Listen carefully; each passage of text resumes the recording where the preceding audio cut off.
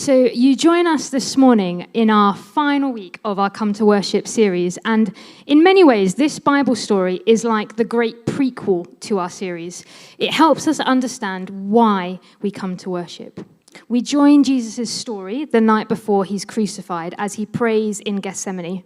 And if you want to follow along in your Bibles, or if you want to read about it at home, it's in Luke chapter 22, verses 39 to 46. So this morning, I want to talk about Jesus being the bridge, not stepping stones. So my family are a little bit of an outdoor family, so growing up, every holiday involved being outdoors every single day of our holiday. And so when I was younger, I did everything I could to make a walk more adventurous. To be honest, I still do that now.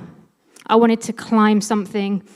I wanted to make a route a little bit more difficult, go off course a little bit. And if there was a risk to take, I'd want to take it. Often my family went to Wales on holiday, and we'd always, for some reason, walk by a river.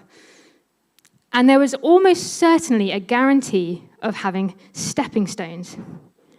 And there was one particular walk I remember where I was convinced, and I tried to convince my family after walking along this river for ages and ages and ages. I said, look, the only way to loop round the path, because we were sort of doing like a circular route, the only way we can get across is on stepping stones. And we'd already passed a few opportunities to cross the river by stepping stones. And it had just been going for so long. I was like, look, there's some great stepping stones here. Let's get across. So I started out on these stepping stones, and they were a bit slippery.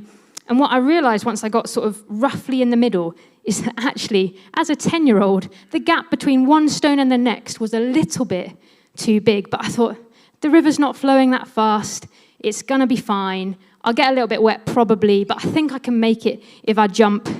So I jumped, slipped, smashed my knee, and sort of lay in the middle of this river. Thankfully, it really wasn't that dangerous. But I sort of lay there like, oh, I shouldn't have done that. At the same time, my mum sort of shouts across, a little bit cross with me for doing it, but then saying, Juliette, there's literally a bridge just round the corner. There is literally a bridge just round this corner. And I wonder if sometimes we can have our heads down so much that we miss what's been provided for us. And so as we think this morning about the Son of God who gave up his life, there's an invitation to understand afresh that Jesus has bridged the gap. The Bible tells us that in the beginning, humankind are in complete relationship with God. We know the fullness of his love. We could worship him in all his glory. Our lives were completely united with him, just like these two tables. They're next to each other. There's no distance. But as human beings, we get things wrong. And these things separate us from God. Sometimes we can be unkind. Sometimes maybe we are rude to people. Sometimes maybe we're a little bit selfish. And maybe there are things that we get really wrong, and we feel really sorry, and we feel shame and guilt because we've done something we know we shouldn't have. And what we end up with is some distance between us and God because we get things wrong. But God's Son gave up his life on the cross. When Jesus died on the cross, it was like a bridge was made between us and God, which means that we can know forgiveness. It means that we can be in relationship with God. It means that we can be close with him. You see, I have tested this, so don't worry too much. When we worship, when we look to God, what we do is we look knowing and seeing that there is now a bridge. We don't see a gap anymore.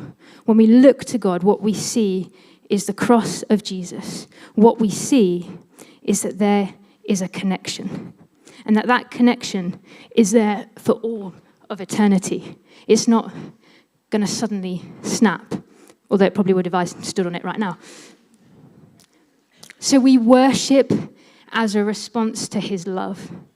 We worship because when we look to God, we see the cross. We see the bridged gap. We worship because there's nothing that can separate us from his love. We worship because we can know forgiveness and live as forgiven people, no matter how much we mess up, no matter how much we get things wrong. We worship because the goodness of God can now and forever be known to us by this connection. It's fixed for all eternity. There is now no distance for us to have to travel. No matter how wide that gap can feel, how far we run away or turn away from God, no matter how much we mess up, the reality of the bridge of Jesus remains. It's the greatest expression of love, and it invites a response of worship. But it doesn't just invite a response when we feel like it, when we can see it. It invites a response of worship in all circumstances. And Jesus models how to offer worship even when it's really hard and it feels costly. In today's Bible story, in Luke 22, verse 42, we hear Jesus say, "Father, if you are willing, remove this cup from me, yet not my will, but yours be done." In the video we watched, it says it like this: "Please take this cup of suffering away from me, but I want your will to be done, not mine." Sometimes in life, we come to moments that feel too big to get past, where being thankful and offering worship don't feel possible because there's things going on and getting in the way, and what it makes us feel like is that we can't see that bridge anymore. There's stuff going on that's filling the gap, and it feels like there's some stepping stones. It's probably not that we don't think the bridge is there, it's just that it now feels incomplete. It now feels like there's some things that we either have to get through, or we have to accept that we can't. And sometimes it feels like they're a barrier between us and God. And if we're honest, there are things that we'd rather not go through because it would make our relationship with God much simpler if life was easy and things were simple and we could always see the bridge of Jesus. And so there are sometimes, when we experience suffering.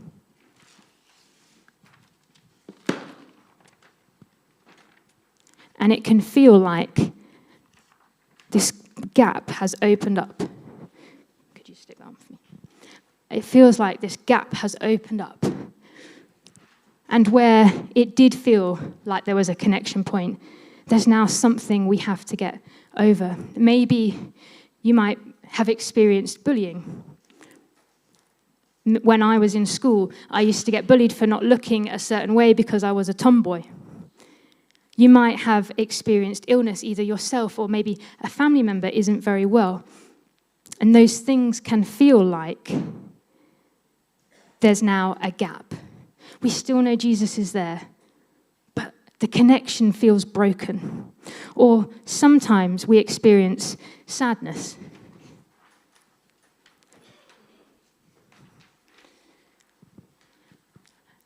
And sadness, maybe we're grieving, maybe there's somebody we know that isn't here anymore. And sadness can make us feel like, is there an inappropriate, it's just upside down, great. I was like, oh no, there's a gap. But sometimes sadness can make us feel like there's a gap between us and God. We don't know how to come and worship when we're experiencing sadness. Or maybe we experience worries.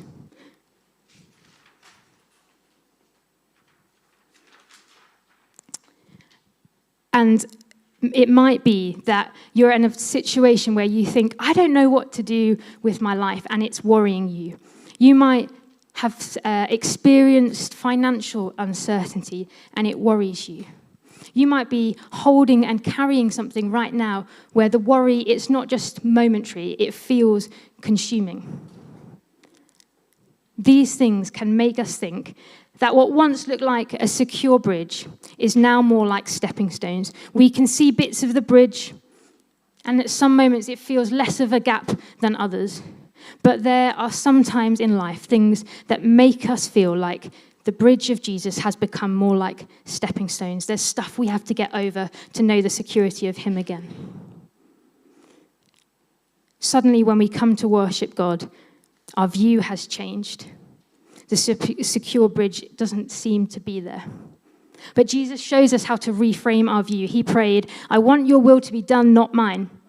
Jesus shows us through this prayer that sometimes there'll be things that we have to lay down before God and say, "I want your will to be done, not mine." So there's an opportunity to take the things that seem to get in the way of the view of the cross of Jesus as a bridge and do something different with them, rather than these things being like obstacles to our worship. They can be things that we can carry in our worship and worship through and despite them. And so, if we're experiencing worries, we can do what Jesus did and lay them down.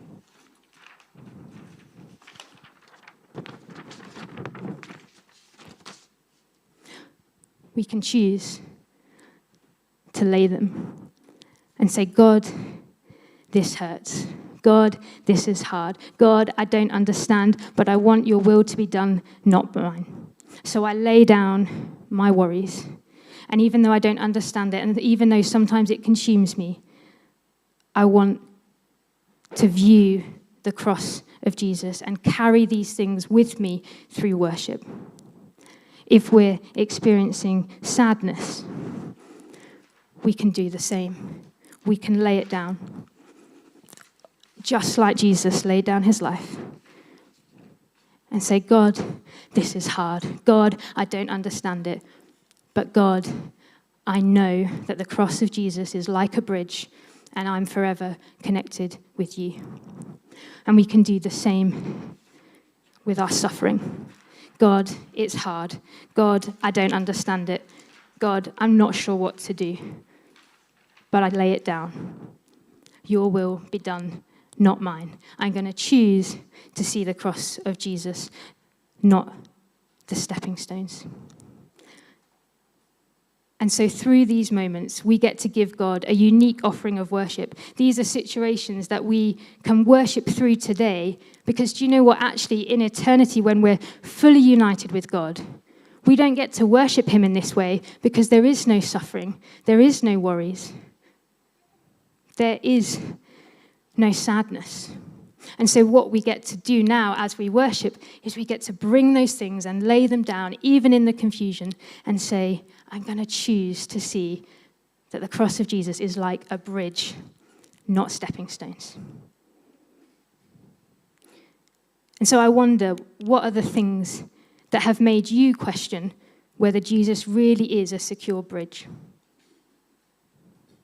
As we continue in worship this morning, what might you want to lay down and allow that bridge to come back into view? I'm going to invite you to stand, and we're going to pray together.